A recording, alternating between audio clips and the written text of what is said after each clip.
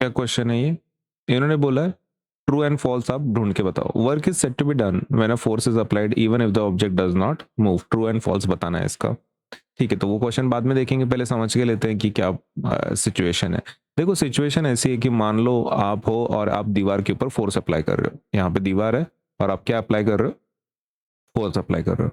अब फोर्स अगर अप्लाई कर रहे हो और सपोज वो दीवार मूव नहीं होती है, दीवार मूव नहीं होती, तो क्या हम इसको वर्क डन बोलेंगे? तो इसको वर्क डन हम बिल्कुल नहीं बोलेंगे। वर्क हुआ क्या यहाँ पे? नहीं हुआ। क्यों नहीं हुआ? क्योंकि डिस्प्लेसमेंट जीरो है। आपका जिस चीज के ऊपर आप वर्क कर रहे थे वो मूव नहीं हुई, तो इसलिए वर्क डन क्या बोलना पड़ेगा? जीरो बोलना पड़ेगा। तो वर्क हमको मिलता कैसे? Work done is equal to force into displacement, ये फॉर्मूला है। मतलब फोर्स लगाना चाहिए आपने और उससे कुछ डिस्प्लेसमेंट होना चाहिए, तब जाके आप उसको बोल सकते हो कि वर्क डन हुआ है।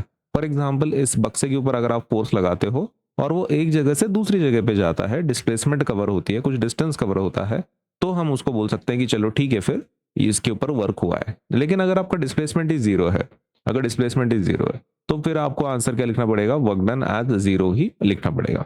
ठीक, ओके। सो एक बार इसका आंसर क्या होगा फिर इसका देख लेते हैं। Work is said to be done when the force is applied, force apply किया and even if the object does not move, object move ही नहीं हुआ, ऑब्जेक्ट मूव नहीं हुआ। ओके, तो ऑब्जेक्ट मूव नहीं हुआ इसका मतलब डिस्प्लेसमेंट कैसी है? यहाँ पे डिस्प्लेसमेंट कैसी है? जीरो है। ओके, तो तब वर्क डन हो गया ऐसा बोल सकते हैं क्या? तो नहीं बोल सकते। बराबर है।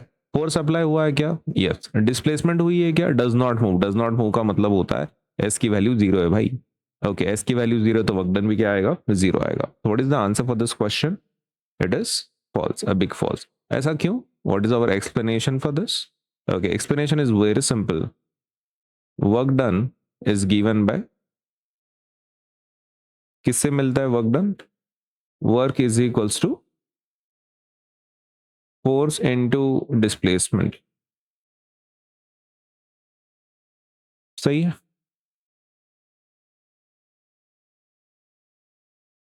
Okay, W is equal to F into S. सही है। लेकिन अपना डिस्प्लेसमेंट कैसा है इस केस में? जीरो। तो वर्क डन भी कितना आएगा? जीरो। ओके, तो डिस्प्लेसमेंट जीरो कैसा लिए तुमने? इसका रीजन लिखेंगे। Displacement is zero as object doesn't move, है ना? ऑब्जेक्ट मूव नहीं हो रहा ना इसमें, तो डिस्प्लेसमेंट जीरो, तो वर्क डन भी क्या आएगा? जीरो आएगा। तो ये हमारा क्या है? एक्सप्लेनेशन है। अगर आपको स्टेटमेंट के फॉर्म में लिखना है इसको तो ऐसे लिख सकते हैं,